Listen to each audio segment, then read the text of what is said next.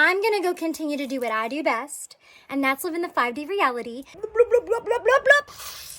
Pills, pills, pills, pills. Hey guys, and welcome to today's video. Today is our second video covering the Home Depot Karen, which includes her interactions at Safeway and her actual attempt at an apology. And I use the words attempt and apology very loosely. So let's begin. Produce looks like fucking shit here.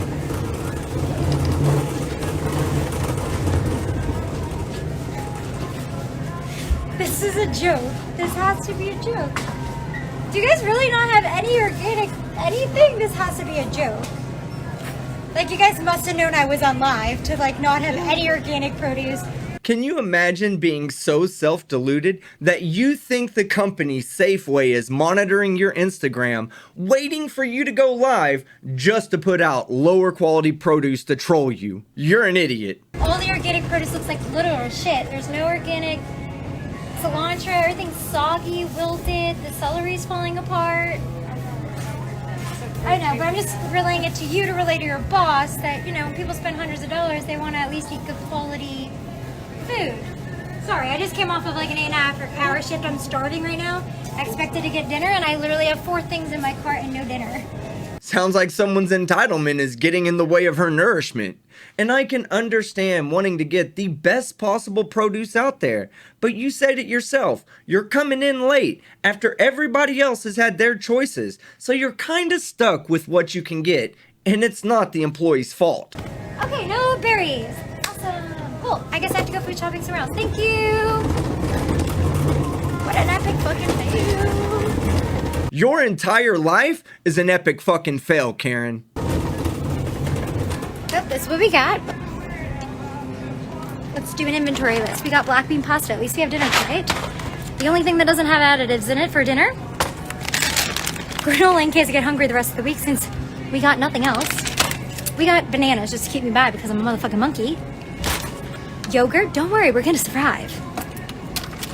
And 2 drinks just in case. Safeway, do better. If I was Safeway, I'd do worse just to keep you from coming back. Okay, now that I've cleansed your hate palette, let's move on to one of the worst YouTube apologies I've ever heard. I sincerely, from the bottom of my heart, apologize that my words and my expression in that moment had triggered so many of you. I apologize for that. That was not my intention. I was being harassed by 2 men prior to the videos that I posted at my free will, and that was the 8th guy in 2 months to harass me. Not including my ex-husband, which y'all know the story about. So I just wanted to give you a little glimpse into the why I said those words that were so triggering to everybody else in the world. Oh, I get it. You're not sorry for what you said. You're sorry that other people are triggered by what those 2 men made you say when they harassed you by doing their jobs. I apologize sincerely that every one of you that was triggered by my words have never experienced something like I've experienced before. So you have no idea what it's like to walk a day in my shoes.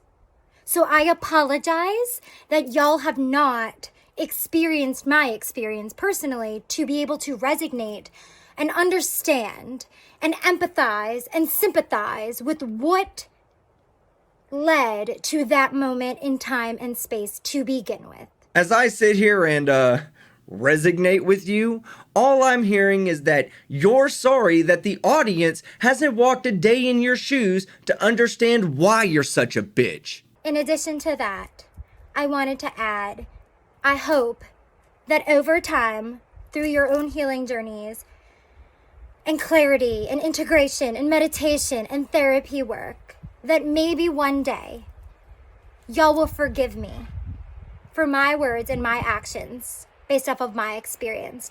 I hope that one day you can empathize with what I've been through and forgive me for the words that I said that triggered you so harshly. I really, really, really hope that one day you can, but I do understand that forgiveness is not that easy. I do understand that. So if unfortunately you don't forgive me, I will have to live with that. I'll be okay with that. And I think it's a bit disingenuous for you to ask your audience to forgive you when you haven't even apologized for what you did and don't even understand what you did wrong. And I will be okay. In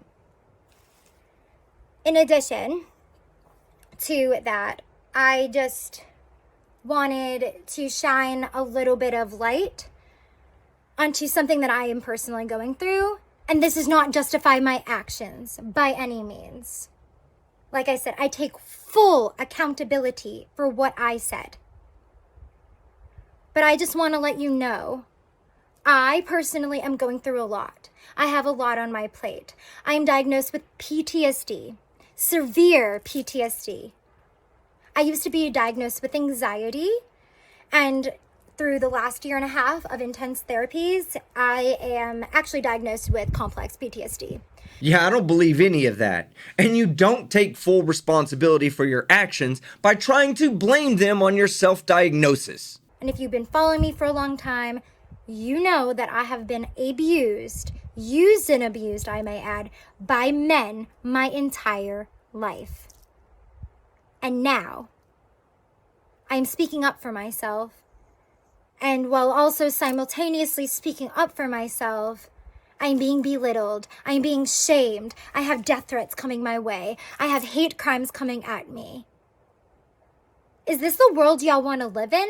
What do you mean, is this the type of world we want to live in? Yes! If you polled the audience right now and asked them would they rather live in a world where you and your entitlement are allowed to harass anyone and everyone consequence-free, or B, a world where people like me stand up to little princess dipshits like you, they're gonna choose my world, where we shame each and every one of you Neanderkarens back into your cave until you can learn to adult like the rest of us. This is a serious cricket moment here. Is this the world y'all want to live in? Mocking people with severe mental illness like PTSD. Telling people with PTSD who were triggered by an abusive situation, whom were triggered by another person harassing them, sexually harassing, I may add. See you next Tuesday when being called about 4 times before even being escorted out, before I even picked up the camera and recorded, is sexual harassment. No, it's not. And if you want people to stop calling you see you next Tuesday, then stop acting like a see you next Tuesday. So if y'all want to continue to throw hate my way, that's okay. Just remember your words are your spell. Whatever comes back to, whatever you say to me will come back to you times 10. No, I don't dabble in that world. I'm all love and light. I am highly protected and guided, both in this physical reality and in the spiritual reality. I mean that the most sincere kind of way. In the most basic explanation kind of way. So, this is my apology to you. I'm going to go continue to do what I do best, and that's live in the 5D reality, not in the 3D reality of hate and harm and hate crimes and hurtfulness and no accountability, right? I don't live in that 3D reality. I live in the 5D reality. I hang out with the trees. I ground every morning. I do meditation. I literally eat the plants off the ground. That's what I do. I live in this 5D reality. Well, Karen, sounds to me like you're dealing with one too many D's at a time. So when you're ready to join the rest of us in real reality, you're gonna need to take real accountability for your actions, beginning with a real apology. And unfortunately, all I can do from my 5D reality through this screen to you in your 3D reality is take accountability for my actions, take accountability for my words, ask you for forgiveness, and tell you I hope you never forget anything that had happened. I hope you never forget any of this. I hope that this is a teachable moment for all of the world. And I really, really hope that y'all can find forgiveness within yourselves to Forgive yourselves for your past lives. Forgive yourselves for all the things you have done. Forgive yourself for all the hurt and hateful things that you have sent my way. And then, when you're done forgiving yourself, because forgiveness starts with you, hug yourself out. I do it all the time. Hug yourself out and forgive yourself. And then start forgiving others. Let me get this right. You think that the two men who you harassed, berated, and belittled need to look in the mirror, forgive themselves for their involvement, hug themselves, and then they can forgive you for the way you treated them? Karen, you're as dumb as you look, and they don't owe you shit. And in your 20-minute long video of accountability and apology, you neither took accountability nor apologized for your actions. It was just one long, I did it because you made me do it, and you should either be sorry for making me do it or be sorry for not understanding my past and why you made me do it. And one of the Christian phrases that I find extremely hypocritical is, you just gotta forgive and forget. Just forgive and forget. Forgive and forget. Mate, let me, forgive and forget. Blah, blah, blah, blah, blah, blah. Let me forgive and forget. Let me forgive and forget. Pills, pills, pills, pills. Let me forgive and forget. Shoot up that hair. Let me forgive and forget. Oh, wait, there's meth. Let me forgive and forget. What? Hypocrites. I don't mess with any of that. So instead, I forgive, don't forget.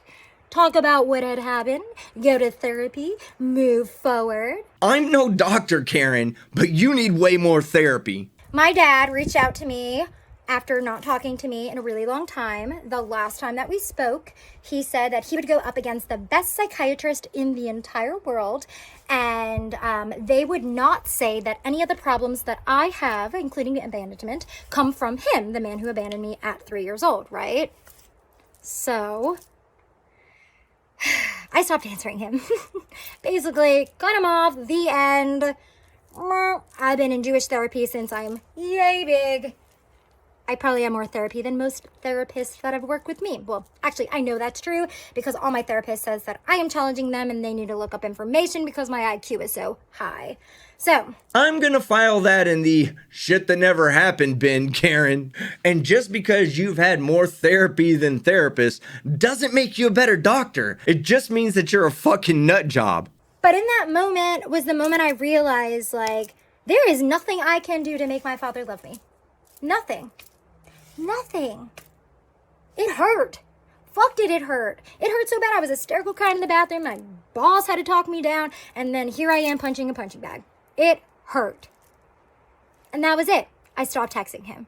My sisters cut me off. Everybody blocked me. And my dad just reached out a few days ago with a number for a social worker to go talk to today.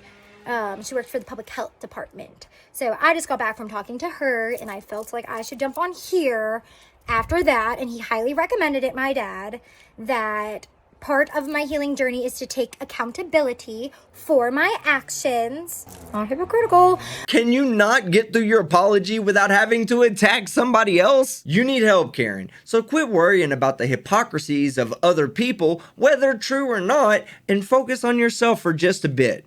Because the only person that's going to suffer the consequences of your actions is you. And therefore, when taking accountability for my actions, I am therefore moving forward on my healing journey.